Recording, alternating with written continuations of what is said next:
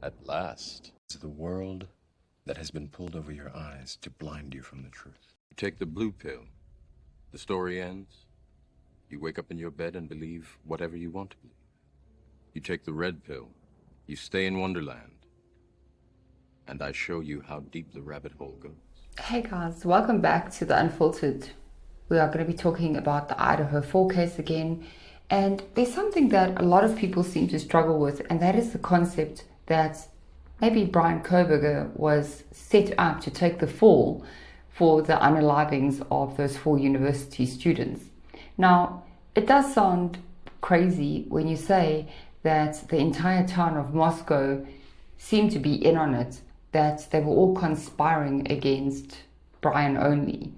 But for us to answer that question, I think we have to look at something, and that is who had the most to lose when this all happened. To me, I think this case was never really about those 4 students, and bless them. I mean, I don't wish what happened to them on anyone. But to me, it was more about protecting something way bigger. So today we're going to be talking about the University of Idaho and the truth of what I believe to be behind Bryan Kohberger losing his position as a teacher's assistant. Just days after the unalivings, law enforcement got up and said, well, the community had absolutely nothing to worry about. They said that this was a targeted attack. And remember, they said this despite not even having a single suspect. At this point, they really had no idea if they were dealing with one person or multiple people that could have been involved in this. This attack is still out there. I mean, how could they say something like that? Remember, this happened at an off-campus home, which is not a very good look for the university itself. And law enforcement, well, they wouldn't normally tell the community that, well, it's safe until they actually knew who had committed this crime. Everybody that was listening to this press conference, I think they didn't really believe it, or they weren't really reassured by it, because, I mean, there was absolute chaos going on. Students couldn't wait to get out of that place. For all they knew, it could have been anyone. It could have been somebody living on the campus. So at that point, you had parents that were rushing over to fetch their children. There were over 10,000 students.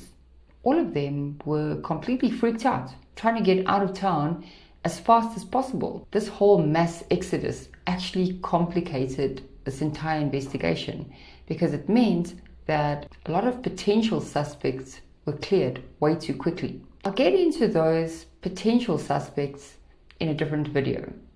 I don't want to make it in this one. Now, the University of Idaho is not just a school. This university financially carries this entire town. With over 10,000 students that were enrolled at the time, the university drives more than half of the town's economy. I mean, every single student brings in thousands of dollars that kind of help keep this town running. When something serious like this happens on or near the campus, it's not only a problem for the university, it's a problem for this entire community.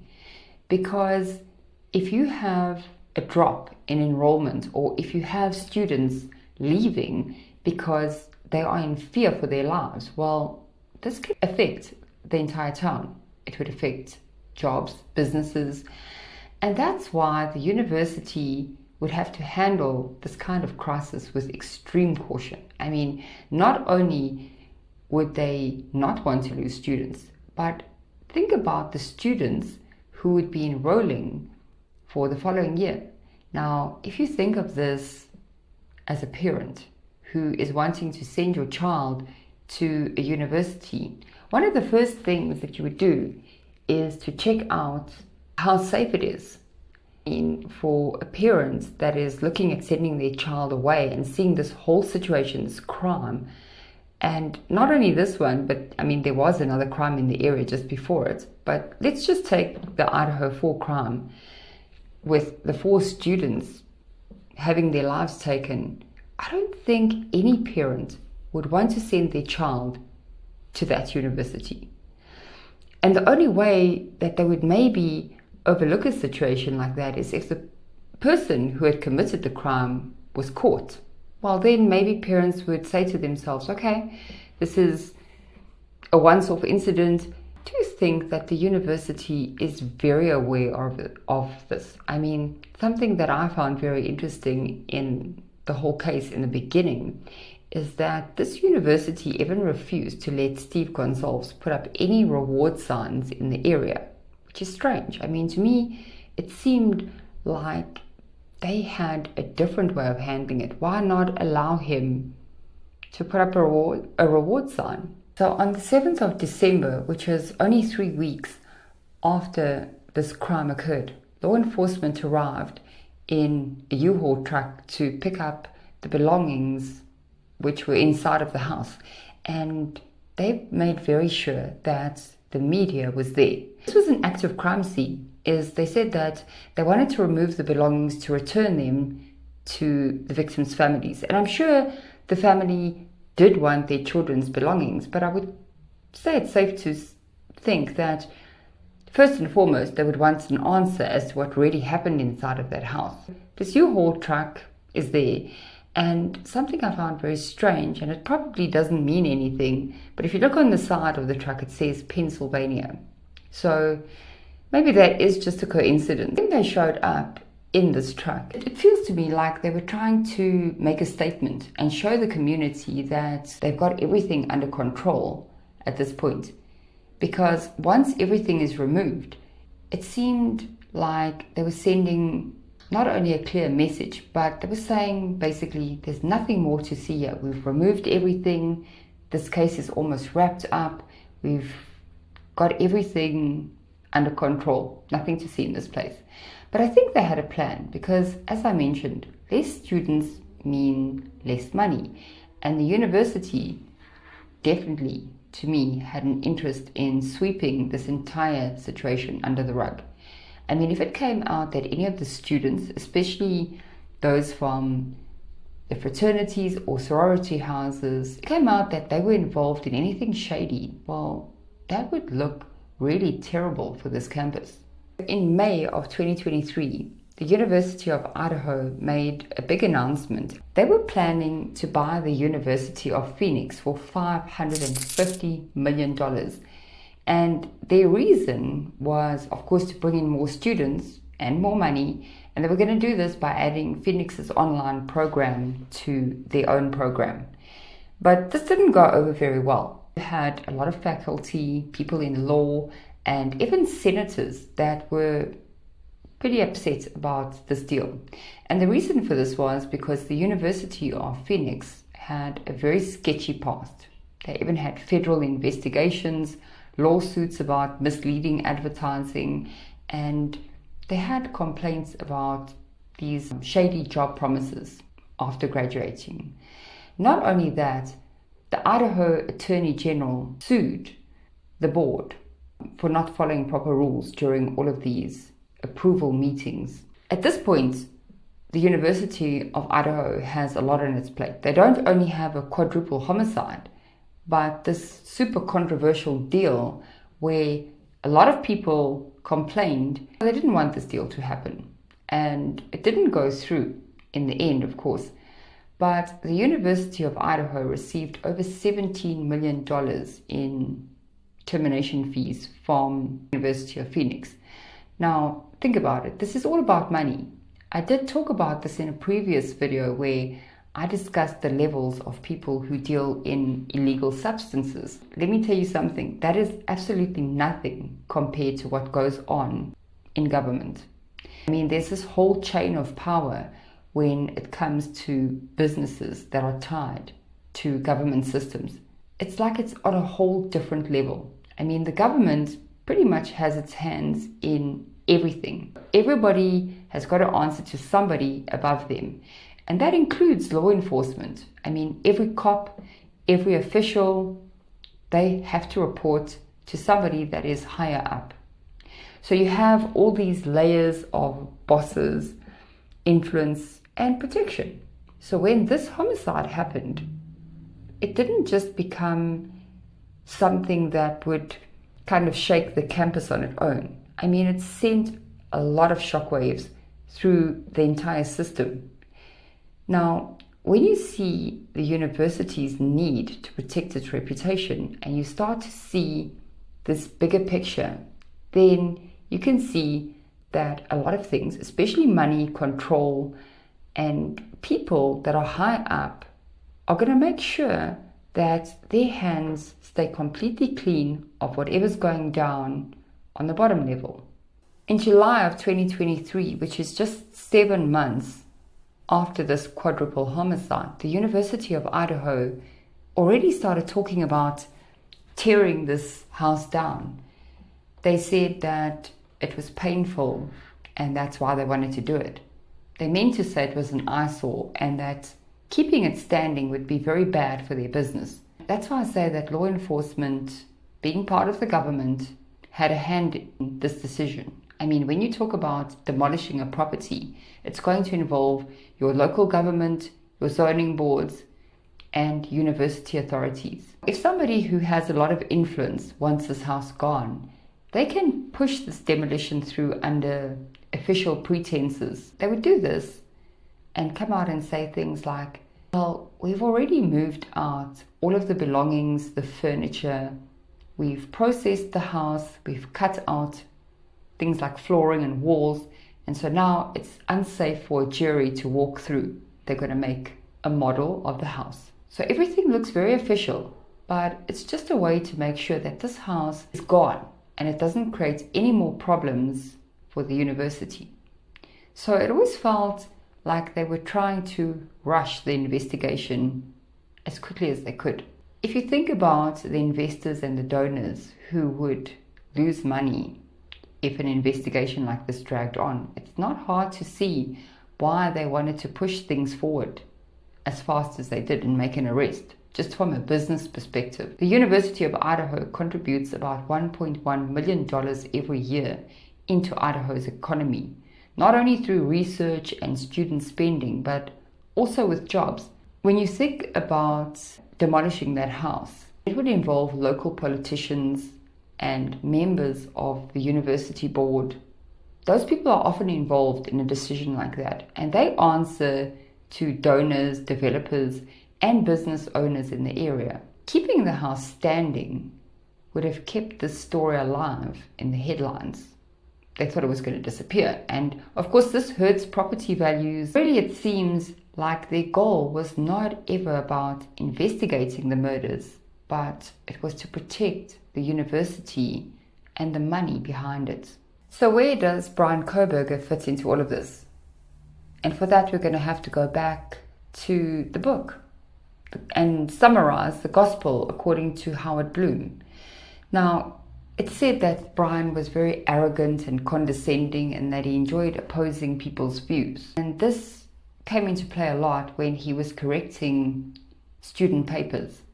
You have Professor Snyder, who was a former lawyer with over 30 years experience in defending criminal cases. And he held this session where students vented about how their low grades were affecting them. And mind you, these were not only female students, there were male students as well. So all of this happened basically under his protection. It was very sneaky.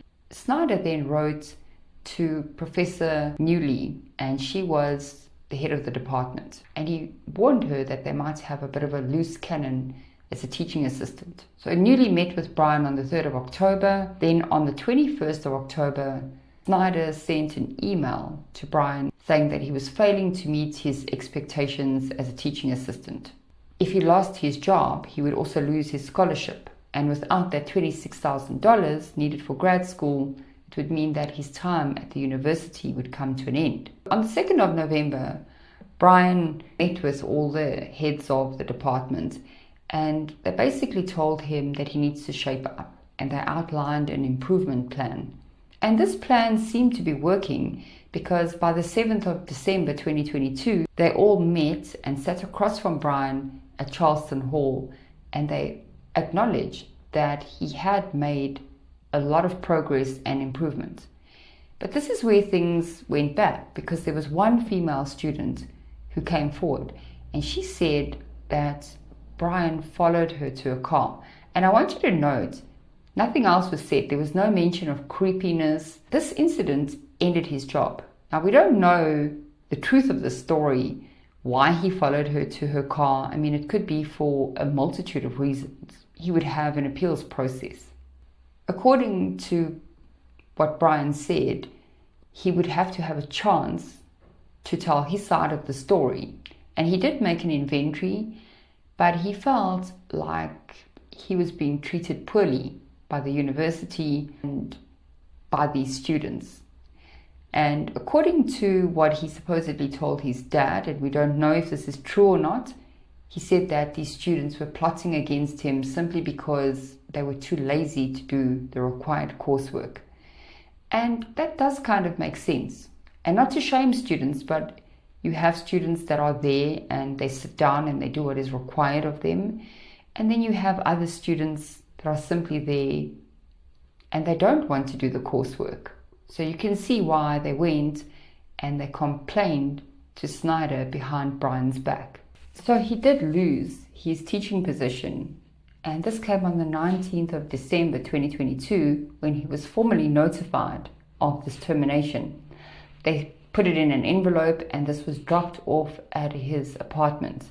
But remember that Bryan had already left a few days earlier to go home for the winter holidays. So he had no knowledge about this, and this puts away the theory that he had no intention of returning. And to me, this fits in with their decision to get rid of Bryan.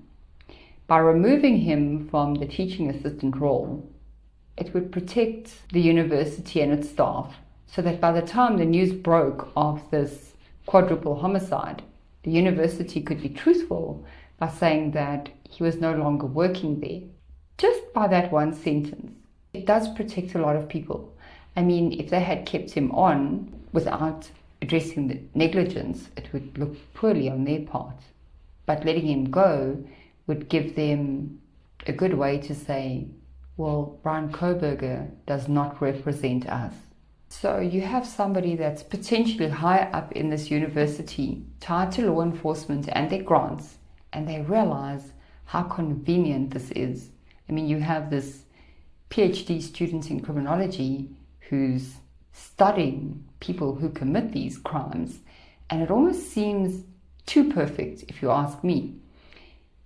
This move of getting rid of Bryan avoids this long-term scandal, and there's now no need to dig into the university or law enforcement, and suddenly you have all eyes gone away from not only the university but the campus, and they focused on one deranged PhD student. There's now no reason to question the fraternities or their influence on the campus anymore.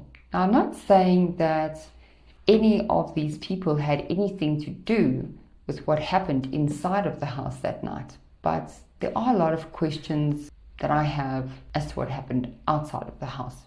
Like I said, that's a conversation for another day. I'm not accusing anyone of anything, just a side note. Also, tearing the house down, to me, and I've always felt this way, the only reason, even if you do reconstruct an accurate model of the house, there's no way to see what happened or to feel or to smell or to get an accurate perception of the house itself.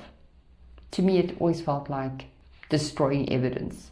Same with getting rid of Bryan at his job. There's a lot of things that just don't make sense. They should have brought him back. And even if he was arrested, it's just strange that all of this happened, the termination and everything, after they were already watching him on his way back home to Pennsylvania. But anyway, I'd like to know your thoughts. If you enjoyed this video or you have any recommendations and thoughts, please put them in the comments and consider subscribing to the channel. I do want to hear what you think about the university, and please don't forget there is a mail in my description. So take care, and I'll see you guys in the next video.